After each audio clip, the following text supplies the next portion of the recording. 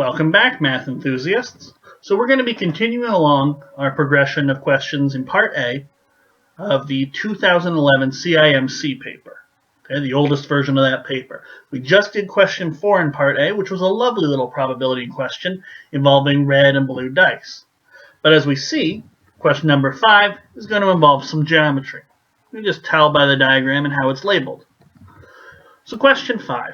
In the diagram, point P is inside the quadrilateral ABCD. ABCD, and we have point P in here. We also know that DA is equal to DP is equal to DC. So these three are labeled so that they're equal. We also know that AP is equal to AB, so both these lengths are equal. So we have 1, 2, 3 isosceles triangles. If angle ADP and angle CDP are both equal to 2x, so not only are these isosceles triangles have same lengths of the common side, but they also, these guys are going to be congruent. So DAP is going to be the same as DCP, those triangles. So this angle right here, they're both going to be 2x. Okay? BAP, that angle is going to be x plus 5 degrees. And finally, BPC, this angle in here, is 10x minus 5 degrees. What is the value of x? Okay. So, at first glance, there are going to be two possible ways that come to mind on to how to solve this question.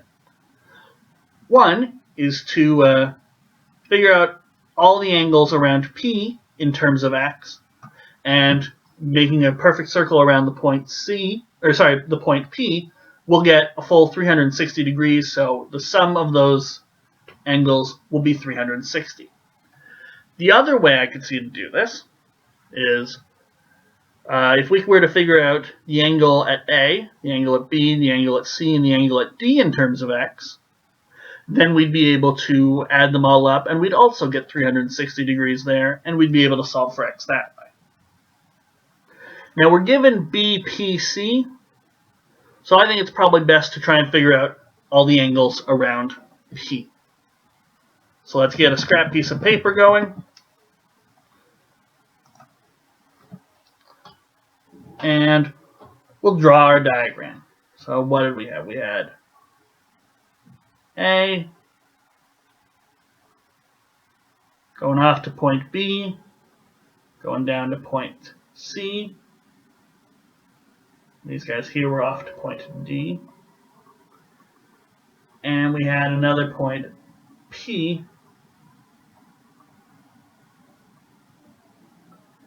in the middle.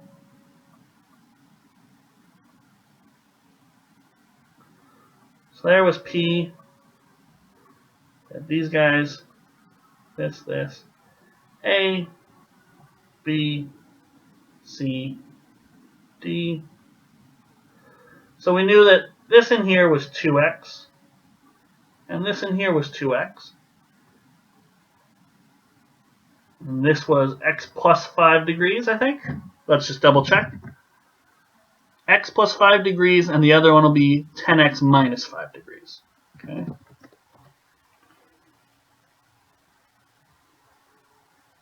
So x plus 5, and this one in here will be 10x minus 5.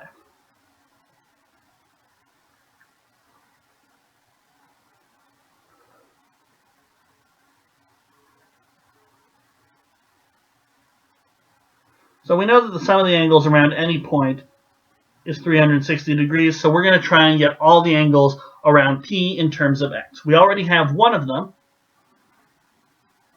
this guy right here. We just need to get 3 more.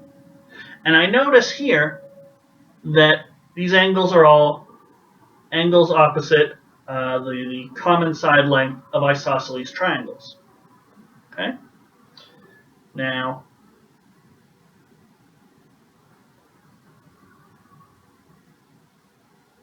for any triangle,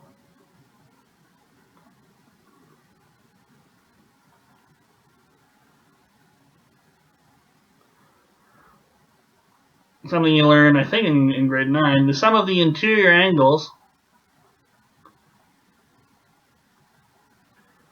is 180 degrees, the same as a full line.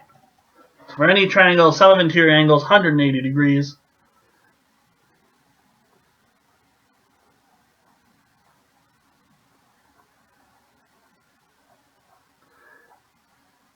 So for an isosceles triangle, this can really help us out. Okay, isosceles triangles is, if we have one that looks like this,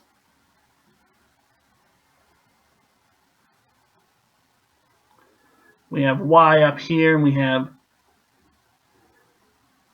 z here.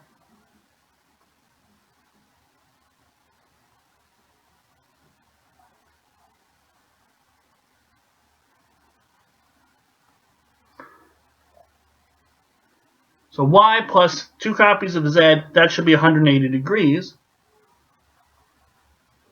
And so if we know what y is, which in each of these isosceles triangles we do, we know what the odd angle out is,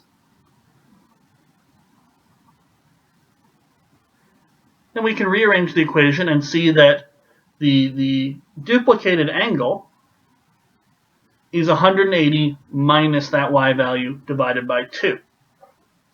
Okay? And we can simplify that a little bit to 90 minus y over 2 if we wanted to.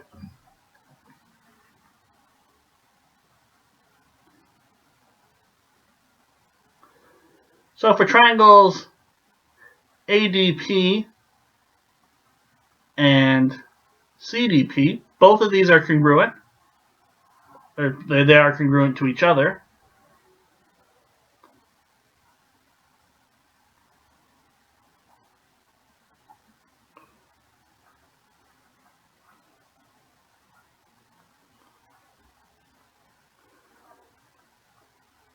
We get that the odd angle out, which we'll call z, is 90 minus 2x, the angle at the apex, divided by 2,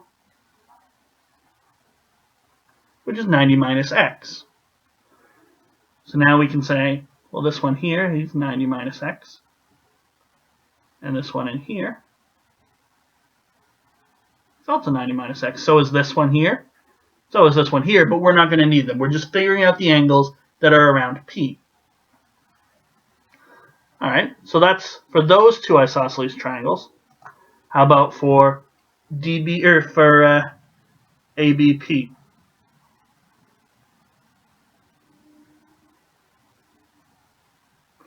So we know what the apex angle is here.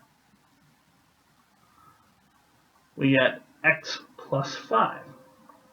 And then we have these little duplicated angles.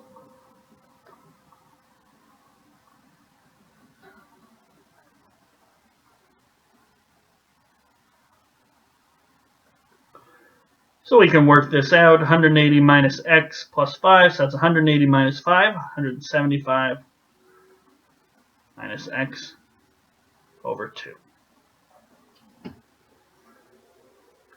So why don't we redraw our picture, and we'll redraw it a little bigger this time so we can work with it.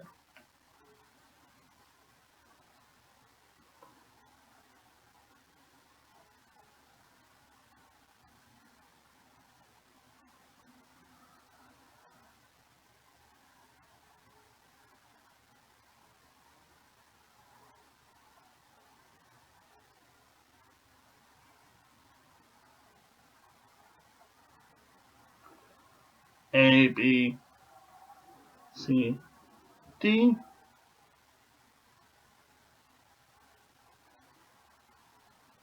This won't be completely exact, but the points will all be in the right places.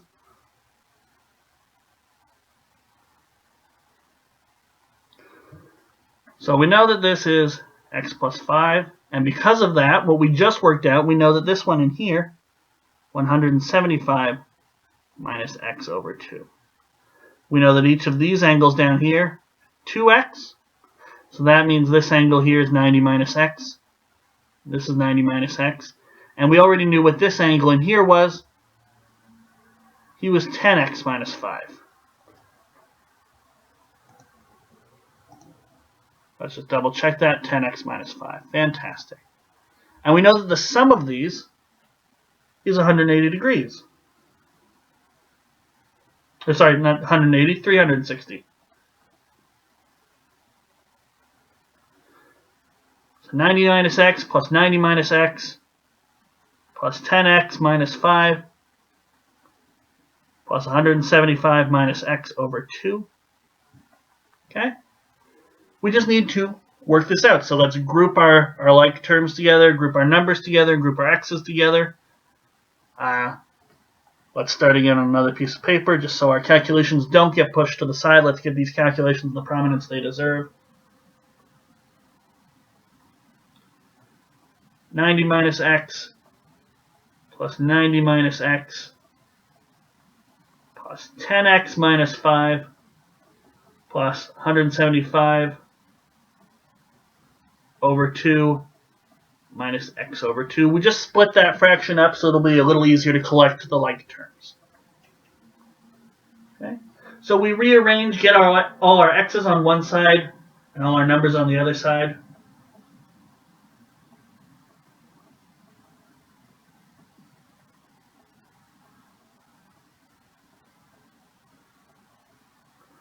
So that's all our numbers. How about our x values?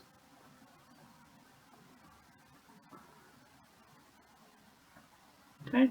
And we can pop out our calculator and simplify this a little bit.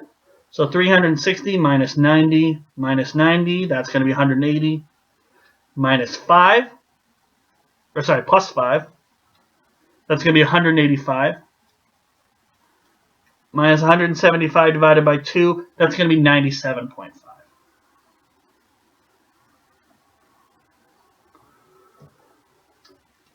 Which is really just 195 divided by 2. Okay? And we know that that is going to be equal to 10x minus x, that's 8x, minus x over half, that's going to be 7.5x. Okay? Or 15 over 2x. It's another way of expressing that. So x is going to be 97.5 divided by 7.5.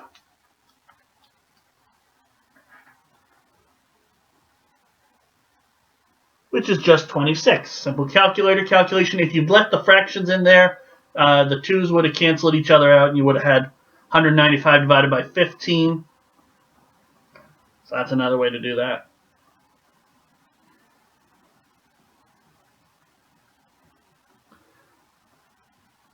So we figure out that x is in fact 26 degrees. And that just about does it for that question. Just take a look. We were just asked for the value of x, 26 degrees. So question 5 down. We just have one more question in part A, and then we'll have to start doing written questions. So join me in the next video for question number 6, the last question in part A.